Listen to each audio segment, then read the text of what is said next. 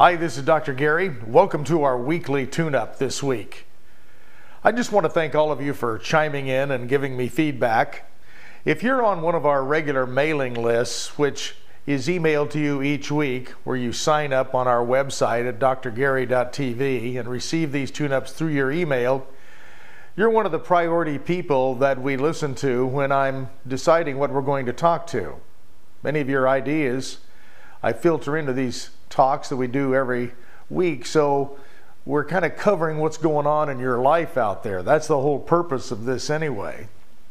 And it's interesting to me because I receive email from literally around the world that they're watching these things, and every week it seems like there's a wave of concern over one particular area. And many of you are always concerned about kind of the same thing. It's like this wave of consciousness, this rolling around, and it spikes some of us sometimes, and we want to know more about it. And this week, the thing that seemed to be bothering everyone the most is compulsive behaviors, especially around addictions and alcohol. Right now, one of the things I've recognized, because I also am in private practice and work with people one-on-one with a lot of these kind of challenges. And here's the problem, if there is a problem, or we could look at it as a major challenge for many of us. Drinking is a legalized substance in this country, and it's easy to get, and it's easy to do. And one of the nice benefits of alcohol, it will relax you. It will actually help you get rid of stress. The problem with that lies within our nervous system to recognize that is a way to recover ourselves from fight or flight symptoms, which is the feelings of stress and anxiety. So we take a drink, and all of a sudden we feel a little bit better. And the brain connects the dots with that and says, wow, that worked. Let's do that again next time. And all of a sudden our brain chemistry changes, our biochemistry changes through every cell in our body, and all of a sudden it screams for that when we get stressed.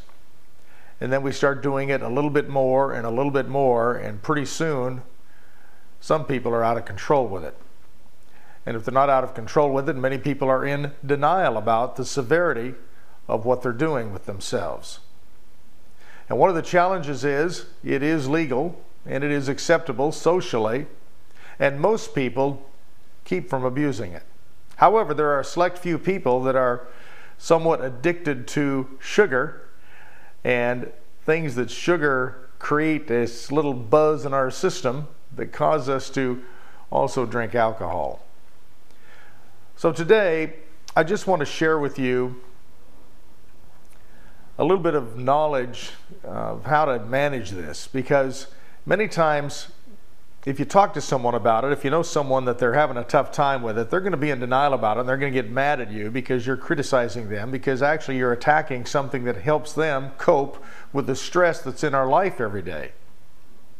So it's not about lecturing someone about it. It's not about getting mad at them or abandoning them. Recognize they're being challenged right now, and it's probably because of stress, of feelings, of something going on in their life. And right now, in the circumstances all of us are living through, there's stuff going on in all of our lives. I don't think there's one person I've talked to in the last 3 years that hasn't got something going on in their life that's very severe, especially since 2008. So today, what I want you to do is understand that, and if you're one of these people, by the way, that are doing this and happen to be listening to this, just understand this.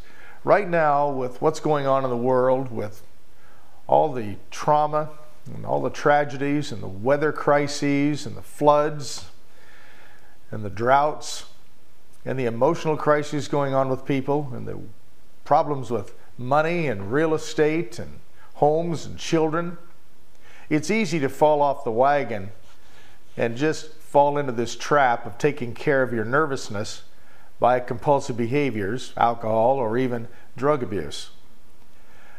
Today, it is more important than at any other time in humanity to have all of your mental faculties at your disposal all of the time. Because right now, things are changing so fast that if you are in downtime, or if you're inebriated or high, what's going to happen is you're going to miss opportunities, and some of these opportunities are survival opportunities. Also, right now, there are so many people looking for an opportunity, looking for jobs, looking for a break, that the ones that are 100% alert, paying attention, on top of their game, not copping out, not making excuses, not saying that they're okay, and recognizing they might have a problem, those are the ones that are going to lose. Those are the ones that could perish really in a disastrous situation.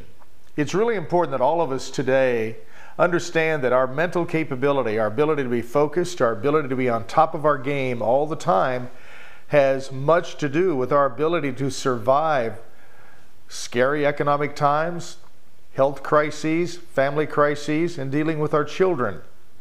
And one of the things I see with our children right now is they're modeling their parents' behavior and coping mechanisms in order to deal with their stress. Kids today are under a tremendous amount of stress. Many of us can see how privileged they are in one instance, but on the other instance, many of them are being abandoned by their parents because their parents are working way too hard to get the ends to meet. So something has to give. So the parents drink or do drugs or smoke pot. And again, I'm not lecturing against this. I have nothing against it in moderation. It's when we start using it as a crutch and it becomes out of control, we start missing our life. Today, if you know someone like this, I want you to reach out to them and be kind to them and understand they're probably doing the best they can do. And if I'm talking to you and you know this is going on with you and you are in denial about it, but deep down inside you know it's going on, it's time now to really decide that you're going to use all your brain and be available all the time for the opportunities that come to you in your life. It's really important. You know, and I'm speaking to you as a person who used to be very compulsive, especially with alcohol. And I was one of these people until I got snapped into reality. And I wouldn't even be here today if it wouldn't have been for me getting real with it myself.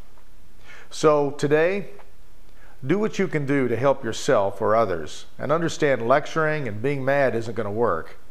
Inspire someone to make these changes. Inspire them and let them know things can work out, especially if they're on top of their game. So until next time, this is Dr. Gary wishing you an extraordinary week, and understand every day is a choice to make it a great day in case you have other plans. I love that line. One of our NLP students gave me that, and I stole it from her right there. So you have a great week. We'll talk to you next time. Bye-bye.